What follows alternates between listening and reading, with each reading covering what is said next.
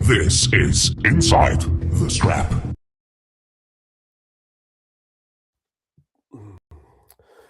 Welcome back, Fano. I know we just did a podcast about an hour and a half ago, but we are back with another episode.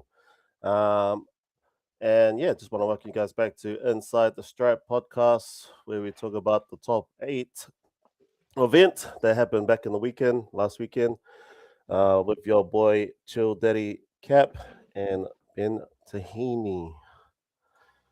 Our guests today, we have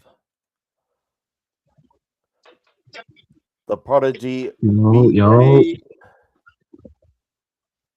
and Timothy. Alrighty, I already did my introduction, so I don't need to do my introductions now. So I'll hand it down the line, which will be the Prodigy. Hi.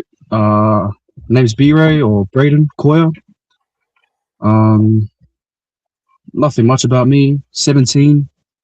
Done it for 3 years now. And yeah.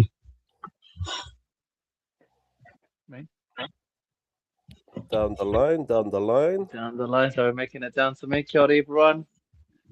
My name's Benjamin Tahini. Most people know me by Ben. I'm wrestling now. I've been doing it for now 7 years. And I love the sport and I love promoting it. And it's something new in my journey that I'm doing now. And yeah, I also have one child, partner, and yeah, love doing arms. Yes. Down to you, Timmy. Hiya, my name's Tim. Been arm wrestling with the Wellington Club for about 2 years now. 26, and yeah, don't know if there's too much more to say. Cool. Alrighty, so I guess if you haven't seen our podcast, we always do a little icebreaker. We call it the highs and lows of the event, and we will start off with my club member, the Prodigy B-Ray. What is your highs and lows, my man? A lot of highs that day. The main one, yeah, me winning. But besides that, probably just the effort from everyone. That's probably the number one high for me. For lows, not much lows. Everyone did their jobs. It was a good day. Yeah. Okay, so we're gonna move on to Timothy. What is your highs and lows, brother? I think the highs were mainly that there was so much energy in the event. I didn't expect it kind of to be with so much energy, so many people in the crowd, and the matches to be kind of closer than I expected as well. There was so much energy. So yeah, that was really cool. And the lows, I lost, so I guess that's a natural low, but it is what it is. So yeah, it was really cool. Sweet. You know what time it is, Ben? Oh, it's time for Ben Tahini. Let's read out those stats, eh? What are the highs and lows of the stat jokes? Okay, the highs and lows for me, another one. Like I said, the highlights for me are never ending, which means I have a lot of thoughts of the highs. Obviously, all the matches and seeing Timothy turn up and show up, especially on that last call. I wasn't sure whether he was going to attempt it, but I was super proud of him to set him up on the stage and seeing most of our competitors on there. Obviously, he didn't get the result that he needed, but it was awesome to have him there present and to see him fight on the table. It's one of the highs in that. Oh, did he cut out? Where was I at? What did you catch in that last conversation, guys? Where you were at, but that's all good because we know all your highs already. Hey, I've got plenty. I'm going to keep giving these highs. Yeah. Hey, Tim, this is all about you, man, and these highs. All right. And then I guess it's on to me again. So highs for me is actually showcasing our young competitors. B-Ray. only 17, and he is showing a lot of potential. That's why we call him the prodigy. The other high is Timothy accepting the challenge on the last minute because one of opponents pulled out due to personal reasons. I heard he got a new job, so he couldn't compete on that day. And Timothy jumped in. Didn't realize what he was getting himself into, but I don't know if he thought that Bray was a rollover because of his age, but we will find out later. Okay, but no lose. So let's start us off with Ben. He's going to crack us off with some the boys. And who you want to start off with? Okay, Ben? Prodigy. Oh, Prodigy. Yep. all right. Start with the Prodigy. So what was your preparation like coming into the competition? So what were your thoughts? And talk about more well, about your my prep, opponent. And like, yeah, my prep, it was good. You know, training every day, always training, never any rest. Thoughts coming into it though. Yeah, I was nervous, always nervous before a comp. Heard the Bray Tim was big, and yeah, that always gets to me. But no, I came with confidence. That's number one with me. Confidence is key, and yeah. any like key trainings that you did that kept you like? Was it obviously you would have did some research on Tim? Was there anything particularly that you were focused on in training, or a type of style that you're coming up toward? You know. Well, at the start, when I heard I was versing Sam, I was focusing a lot on catching a press, and then Interesting. yeah, and then I heard that I was facing a new opponent, so I just would go back to like my usual hook or press, and yeah, it's about it. That's what I prep for. Just gonna pass it over now to Tim. And Tim, what did your preparation look like coming up to the top 8? Well, I guess since I only had like 5 days notice, my prep was kind of just my normal training, I guess you could say. I kind of heard about it on the Sunday, the week prior. And then on the Monday, I was like, all right, fuck it, do like an emergency peak session, hit some really heavy weights in the gym, and then take like 4 days of rest. But so I knew he was a presser. I kind of knew that that's who Sam was going up against. So then when I heard I was going up against a presser, my first thought was, oh, fuck. It's probably one of the worst style matchups for me, aside from, the fact that the ability level was beyond me anyways. But, yeah, not a good style matchup for me. So my training was more, I guess, kind of talking to people and thinking about the best ways to go up against a presser like that. So, yeah. All right. What about yourself, Charles? Any thoughts on the situation and what you thought on the matches that they had? Well, my question is, before you guys came into the world of arm wrestling, what hobbies did you guys do prior to being an arm wrestler? So let's start off with Bray, the prodigy. Before arm wrestling, I played rugby league. Done it since probably six years old. Started playing rugby league. Besides that, I just do, I play games, and yeah, that's about it. We got a little comment from Ross, the man, Timothy 100. Fire. What's that? Hands up. Emojis. Hell yeah. Also got another one. Well done, boys. Was an awesome match. And also, let's go back to topic. Timothy, what hobbies did you do before you came into this whole arm wrestling scene? When I was like younger and throughout high school, I did mostly a lot of like martial arts and badminton. In kind of recent years, I did more music, so I played the violin, and also a bit of like gaming, just like B-Ray, and also some just kind of generic weightlifting with like the last couple years before I started arm wrestling. I did a lot of grip training, And I got kind of complimented on that when I went into the sport. So I think that kind of helped me. But yeah. Awesome. We got another question from Malia. What do the boys think about the new generation wave coming through? Let's start with B-Ray again. What I think it's good. You know, the sport's getting to a lot of youth, including myself and one of the other boys in our club. Oh, two of our other boys actually.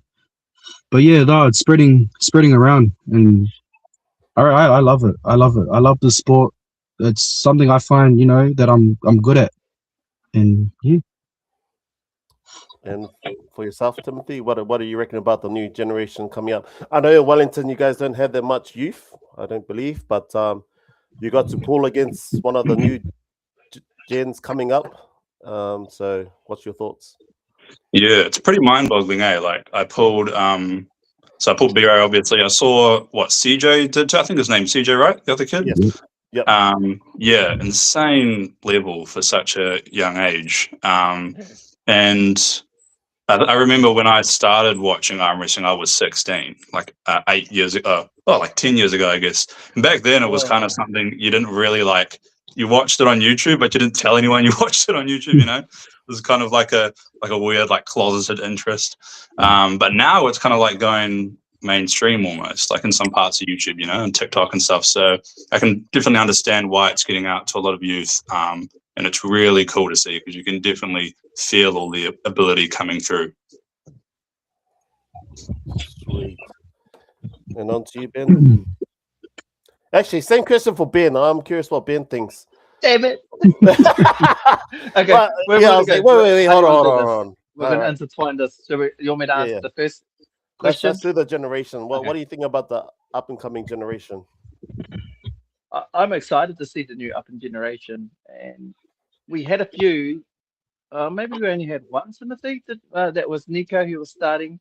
Yeah. And it was the only youth that we actually had. His talent basically was promoting the sport, and he knew how to arm wrestle, but he also knew how to inspire people and promote it. He had a good following on Instagram. But my thoughts entirely, I'm actually excited to see the new generation, and especially with the new talent that's coming out and seeing CJ and the likes of yourself, Prodigy.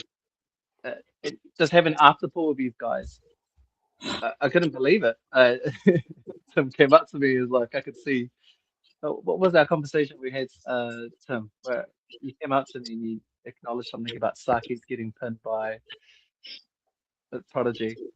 Yeah, Prodigy was killing everyone, man. And then, and he's one of our main guys. And I actually had to pull. I think just before I pulled the Prodigy, I had pulled CJ, and just feeling his talent, I was surprised I had a lock there, and I was like, okay, cool. And I could see the lineup. I could see Dan, and I seen the Prodigy. I wasn't too sure who I pulled first. Prodigy came up, and I felt him, and I was like, what the hell is this? Yeah. 17 years old. So it's basically self-explanatory, everything that Tim told me.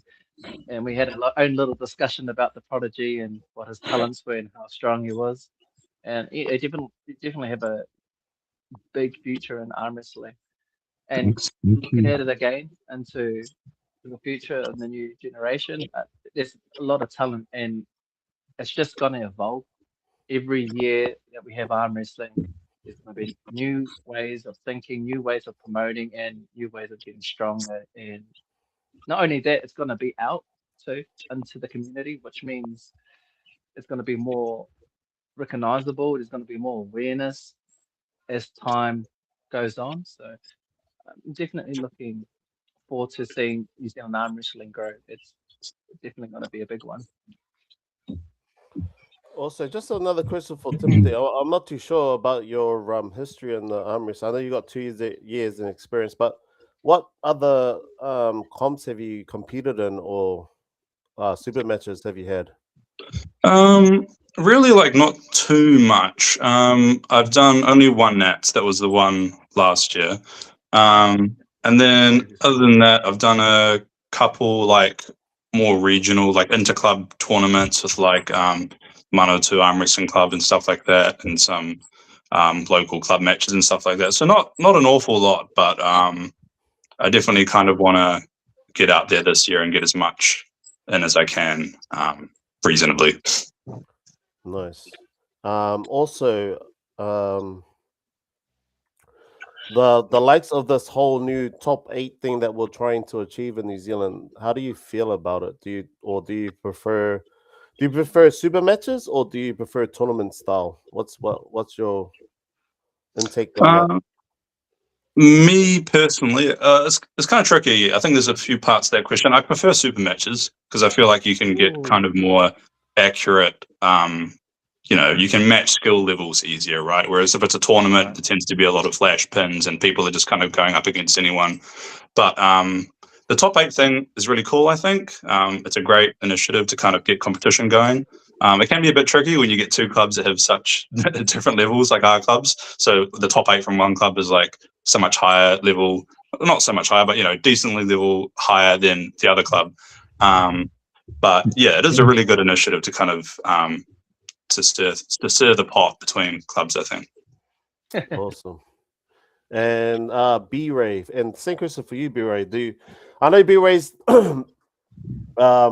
B-Ray was in our top 8 at the beginning of last year, but because he was focused on his league career, he had Auckland Maoris, and then he was sent over to Oz to represent Auckland Maoris over Oz. He had to pull out our top 8, and then now he's back in our top 8 this year and is proving to be a beast. So, do you prefer the super match style, Bray, or do you prefer tournament style? For me, I like the tournament style of arm wrestling. Just because you can pull everyone, get sore arms, and yeah. But with super matches, what I like about them is just like it's more. I reckon it's more competition when it comes to super matches. Yeah, that's me. You prefer more of a tournament platform? Yeah, I prefer the more tournament style platform.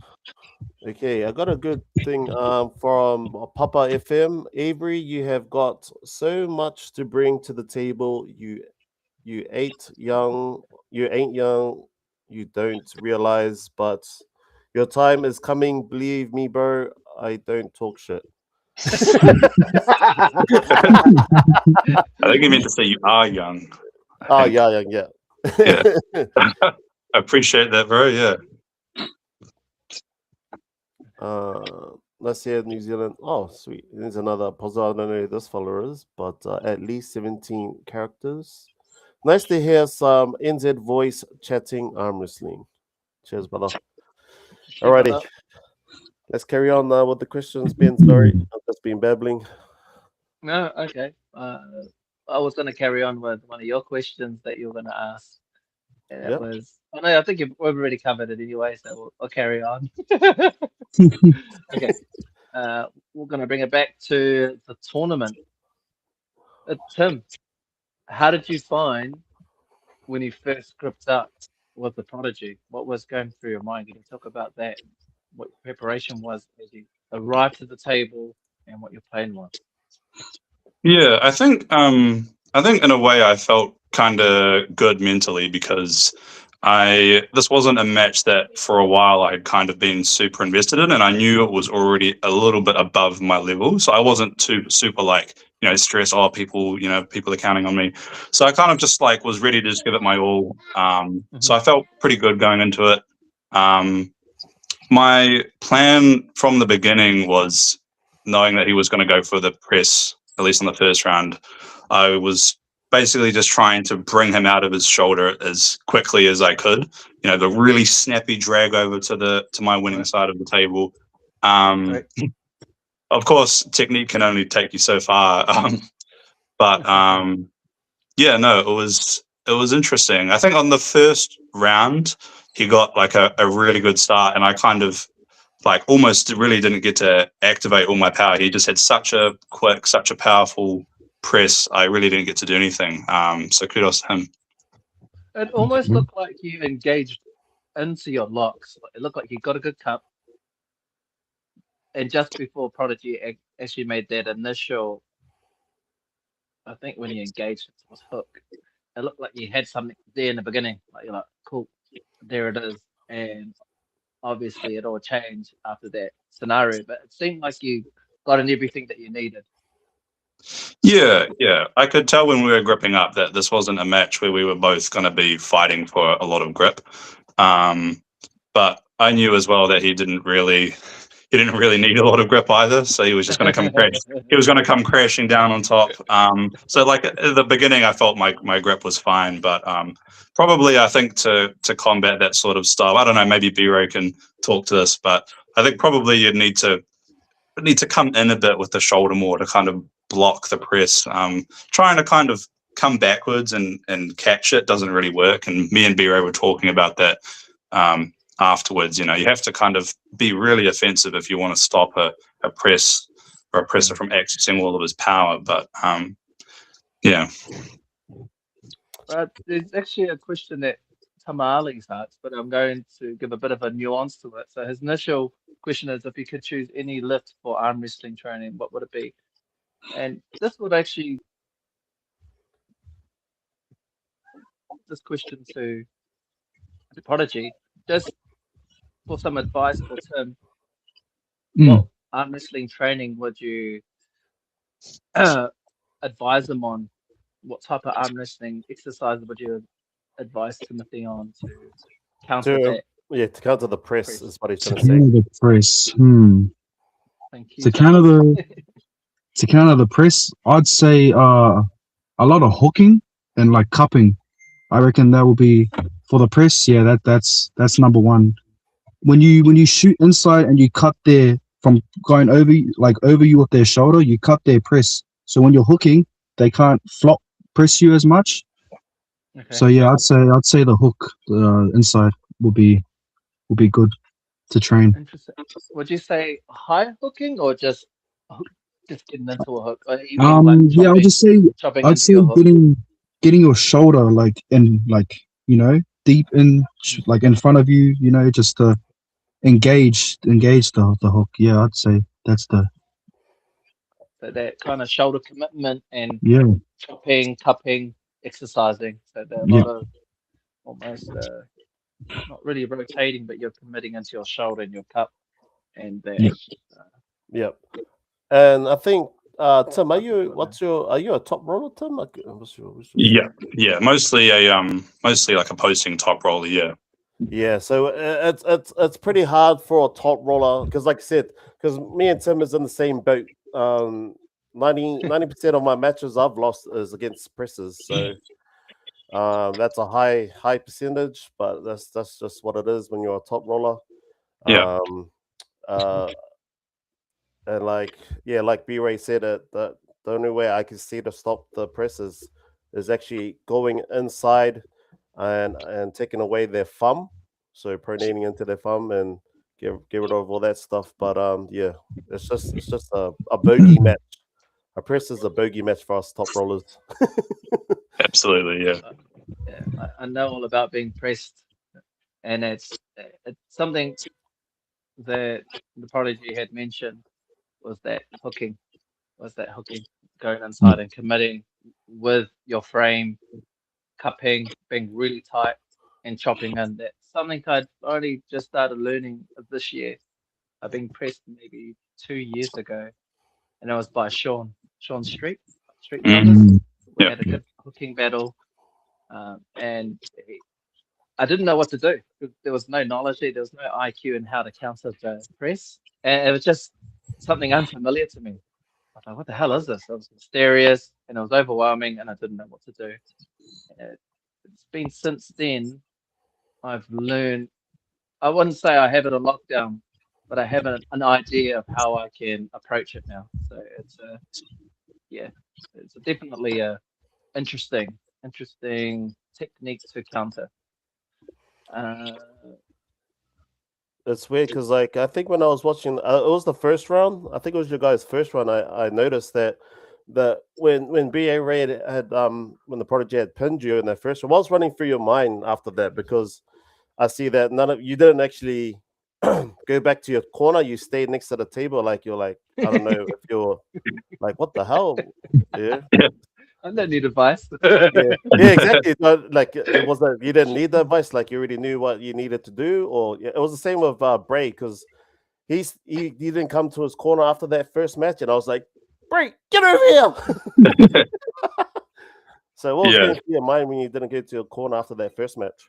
Yeah, I mean, maybe you could say it's like a lack of experience and that I need to get used to going to my corner more after the first round. But I think, honestly, if you really want to know, the first thing that was going through my head after that first flash pin was, yep, that kind of went about how I expected it to. Now it's time to go to the straps, try as hard as I can to slip and see if straps make any difference at all. Because, yeah, I know that can kind of change things a lot. Not that I expected it to, but yeah, that was basically my idea. Cool. So, what was your thoughts, Bure? Like I said, that you didn't need you felt like you didn't need any advice from your cornerman. Is that why you didn't come to your corner and ignore me? Or Well, I think for me, like why I didn't go, I was just too hyped up. Hey, I think just the energy was getting to me, the adrenaline, and yeah, nah. My thoughts after that first match, I felt good. Like I felt, you know, I felt alive. You know, I felt energized. But no the thoughts, no, not much. You know, not much thoughts in my head. cool. And I got a comment from my wife. I think she's upstairs. She says, "I love how everyone shares their tips and tricks." And that's what we're trying to achieve, is trying to share our knowledge amongst each other, especially guys who've been paired in the matches, and try to evolve each other in the sport that we love. So, shop boys, nothing to hide. It's good to share. Well, that's something I wanted to emphasize on is there's I'm not saying everyone's gatekeepers, but it's creating this space for people to share their thoughts and knowing that it's okay to share, nuggets to everyone, that knowledge, that, Yeah. that and that's the awesome thing about being on this podcast, that we can all share each other's ideas and how we can grow and our techniques and what we could do better next time. It's a awesome opportunity. Yeah.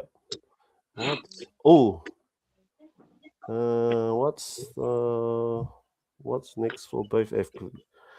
Okay, Benji Puidi. What's next for the both athletes? So, do you guys have anything on your radar? Any comps coming up or super matches you being invited to? What's the next for you? I'll start. Okay, Yeah, go. I'll Be start. ready, you go. For me, for me, the next thing for me, I think it's nationals for youth. I want to go all out on that one because trying to get there number one.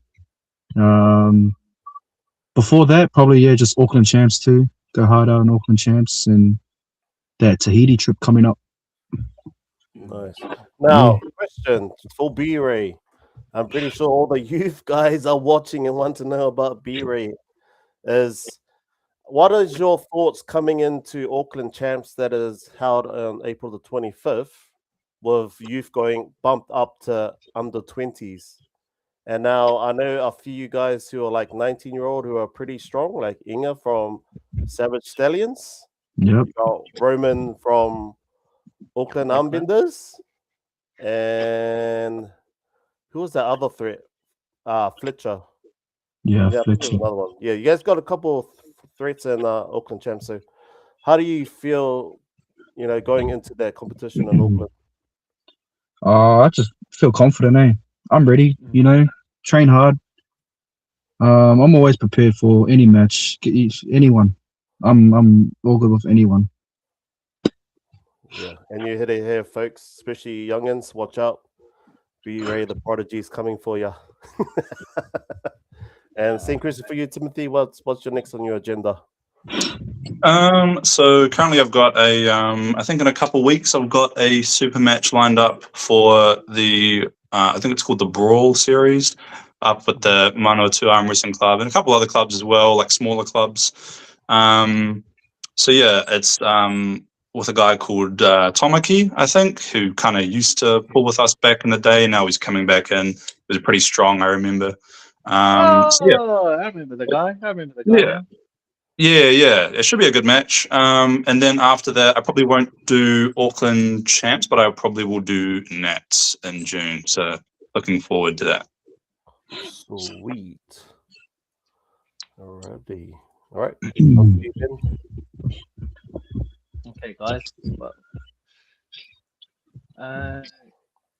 do you want to wrap it up with your? Might as well wrap it up. I think it'll be on for So I'll switch the scenes. And you can wrap it up with your wrap it up questions, I guess. Okay, guys, and it's basically what the previous who was the previous person who asked that question, because that's usually my closing question. Is okay, we'll start with you, Tim. Is how are you going to carry on your momentum going into your next competition that's coming up? Obviously, it'll be with the Brawl coming up against Tomakino and Nationals. How are you going to continue on that fire and that consistency? Well, I think I've been making like pretty decent progress recently. I won't, like I love this event so much that we had. It was really amazing. Even though I lost, like I'm not phased. It was like I kind of expected it to go that way, but it was a great experience for me. I'm going to keep eating lots of Tim Tams, lots of cheesecake, lots of Chinese food, continue to get bigger, even though I'm probably already a bit too big for Nats, and I really want to not be in the 110s because that's a horrible class to be in. But I try not to think about those details too much. I just try to improve and, yeah, just enjoy the sport, really. I've got a comment here from Korokoya. Yep. Which one is it? The Bray one or? Or do me a favor. No, it's no matter what, my boy. All you have to do is train. And you've had enough training. When you can't give a F to train, because my boy, if you train, you cannot lose. But either way, I'll always love you no matter what. Cecil Koya? I don't know how to pronounce his name. I just say Korokoya. That's my support right there. Yeah. Yeah, and then I'll ask you the question too. Prodigy, what are you going to do coming up for what will you do to continue on that consistency for yourself coming up for your next event with the Auckland Champs and Nationals, Tahiti coming up for yourself? I reckon I'm just gonna keep training. Show up to training. I got a good support circle too. I got Ace, like my dad. I got Charles. I got a lot of people I can go to anytime I want, and they keep me going. They always keep me going. I got goals that I want to hit, and arm wrestling is just a fun sport, eh? You can get so strong at it, and that's me. Awesome. Okay. Now, appreciate you guys for jumping on tonight, and to share your story about your matches and what are you guys going to do in the future. Like I said, it's good to see our youngins jumping in. B-Ray, only 17, looking strong. We got Timothy who came in late notice and still jumped in. Didn't even get to train or prepare as much, but he still didn't back down. Just jumped on the table and just gave it his best. So even though wins or lose, both of you are champions. Like I said to everyone, like I always tell everyone who comes on this podcast, I am looking forward to your journeys and hopefully get you guys back on the podcast and see where you have gone and grown and growth. So yeah, Anything you want to say to the boys, Ben, before we start off? No, thank you for coming on and promoting yourselves, and also like just being on the platform. Like, thanks to you guys, and hopefully we get you back on board again. Hopefully on our next event that we have. So yeah, thank you again for jumping on board, and hope you have a good recovery, good rest, and time for your next pull for your comp. Thank you. Thanks for having us, Dave. Appreciate it. Hard. And that is us for Inside the Strap podcast, where we talk about top 8. Let's go. Let's go. Go!